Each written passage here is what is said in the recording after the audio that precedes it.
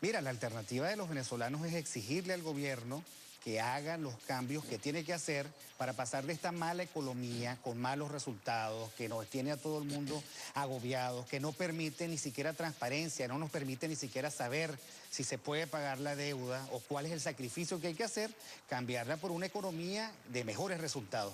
Y una economía de mejores resultados es una economía abierta, significada por la libertad, menos regulatoria, con menos disposiciones del Estado y con una apuesta mayor a la libertad y al libre emprendimiento. Pero ese no es el modelo. El problema está en el modelo. Que asume el gobierno no es ese. Bueno, y el gobierno va a tener que enfrentarse con la realidad que le está reclamando insistentemente, que cambie, que varíe, que tenga sensatez, y va a tener que cambiar el modelo, porque lo contrario sería someter a los 30 millones de venezolanos a una situación tal de penuria que lo que estamos viviendo hoy sería solo, digamos que la demostración o la muestra. Y no tiene sentido que un gobierno que se ha elegido para que gobierne al país, para que dirija el destino de los venezolanos, se ponga de espaldas de lo que le están exigiendo los venezolanos en términos de prosperidad y libertad. Un modelo dirigido, un modelo en donde el Estado es la primera y la última palabra, es un modelo que produce estas cosas tan patéticas como que las alacenas están llenas de enjuague para cabello, pero no hay champú, no hay jabón y por supuesto no hay en general medicina. Porque es que el dedo del burócrata es torpe. Cuando el burócrata es el que decide qué es lo que hay que traer, te consigues entonces con que a lo mejor hay mucho licor y no hay carne. O a lo mejor, digamos, estás trayendo muchas medias, pero no hay pantalones. O sea, no hay zapatos. No hay zapatos, o los zapatos no vienen de la talla, porque es que el dedo del burócrata no sirve para sustituir la mediación del sistema de mercado en donde todos participamos y todos construimos prosperidad. Lo que pasa es que el modelo ideológico pesa mucho, ¿no? ¿Qué piensas tú, una inquietud que se me ocurre de repente conversando, Víctor? ¿Tú crees que ese mensaje, esa utilización de esos códigos del viejo y petrificado marxismo le llega a la gente, el Estado burgués, explotadores y explotados, los descamisados, los desposeídos? ¿Eso le llega a la gente? No, a la gente le llega el mensaje mucho más preciso. A la gente le llega el populismo y la política clientelar, Si ¿no? consigue o no consigue leche. Sí. Ese es el mensaje de un buen gobierno. Si consigue o no consigue salud. Si consigue o no consigue educación. Si tiene o no tiene seguridad. Si tiene aspiraciones a tener un empleo de calidad o no. Ese es el mensaje de la gente. Y si el gobierno ese mensaje lo sustituyó alguna vez por la asignación directa, en este momento el pueblo debe estar pensando que esa asignación es aliagua porque la inflación no permite que ese tipo de asignaciones tengan sentido. Todo lo demás forman parte del adorno, que si tú lo haces bien, tú eres capaz de tolerarlo, pero que si tú lo haces mal te genera tal nivel de disonancia que bueno, empieza la gente a pensar lo que está pensando hoy. Esto que me están planteando no es creíble. Tú citas, por ejemplo, la inflación. La única manera, y es lo que hacen incluso otros gobiernos de América Latina que tienen cierta tonalidad socialista, pues tú enfrentas la inflación con una actividad productiva, reanimándola, dándole fuerza, dando incentivos. Eso significa la participación del sector privado. Pero si tienes un modelo ideológico donde tú estás prejuiciado frente al sector privado, pues la inflación va a continuar. Es que el comunismo es una apuesta a la miseria y una apuesta a la ruina. Pero además Churchill lo decía clarísimo. Es tener que vivir con la represión porque el comunismo es tan malo que tiene que imponerse por la fuerza. Y la única forma de luchar, lo que tú decías, contra los efectos perversos de una mala economía es apostando al trabajo productivo y de parte del Estado es limitando al Estado a un rol mucho más modesto, porque lo que no tiene sentido, lo que la gente no puede aceptar, lo que la gente no va a comprar es que un Estado que no te garantiza la vida, que no puede ganarle la batalla ni a los zancudos, sea el mismo que pretenda dirigir acerías, siderúrgicas, cementeras, centrales azucareras o, digamos, pretenda presentarse como la potencia de América Latina. No vale. Vamos a pensar en términos de humildad y sencillez. Ellos viven una fantasía. Sí, yo lo que Ese creo... modelo ideológico estimula la fantasía, el ejercicio hipotético, en fin, No, vamos a hacer, y prometen y prometen. El socialismo es una farsa y se construye con mentiras, se afianza en la propaganda, se afinca en la represión y en la coerción y eso les hace perder sentido de realidad.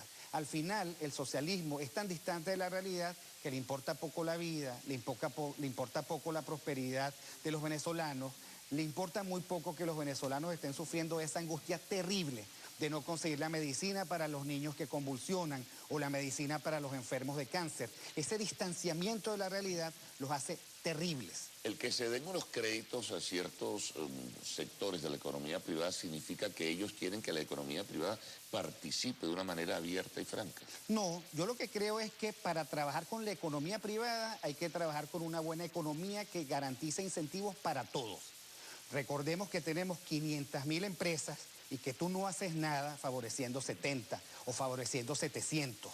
Aquí hay que trabajar para generar 12 millones de empleos. Hay que trabajar para generar 2.5 millones de toneladas de carne, que es lo que come el venezolano en un año. Hay que trabajar para garantizar 1.5 millones de toneladas de pollo. Y así, digamos, hablar de las magnitudes. Entonces, claro, cuando tú ves esas señales, tú estás diciendo, bueno, estas señales son de suyo excluyentes, porque estas 70 que ganan hacen olvidar que 70 no hacen la diferencia cuando tenemos 500.000 de empresas.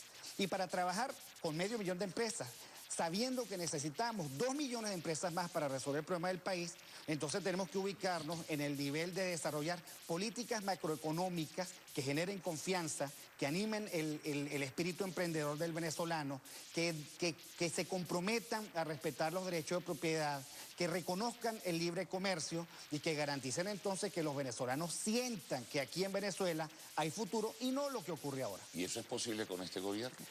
Este gobierno en 15 años no ha dado señales suficientes de entender que la economía... Su propósito es socialista y lo reafirman, lo remarcan, el rumbo al socialismo, al disparate socialista dirían otros, ¿no? Es que este gobierno no da señales de entender cómo se construye prosperidad. Lo olvidó y el socialismo no es el camino. Pero la prosperidad parece ser que ha sido beneficiosa para algunos, ¿no? Claro. A una élite privilegiada en este caso. Pero eso, digamos, está tan distante de la necesidad del país que el país de alguna manera, los saldos sociales son terriblemente negativos. Por supuesto, todo régimen socialista genera corrupción y toda corrupción tiene beneficiarios. Y esos beneficiarios viven al margen de la suerte del país. Pero ese no es el país. Ahora, pero se remarca también, insisto, la política clientelar, en este caso la política asistencialista. Con eso resuelves el problema. Eso es simplemente, dar un apoyo, dar un respaldo, pero absolutamente coyuntural, ¿no? Si el populismo diera resultados, no estaríamos donde estamos. El populismo lo que afinca es la pobreza. Necesita al pobre, necesita la mano extendida, necesita la mendicidad del venezolano, necesita romper el espinazo de su dignidad. Y no resuelve el problema porque los pobres siguen estando donde están, padeciendo las penurias que están padeciendo, muriendo, y si no muriendo, estando muy mal porque ni educación consiguen.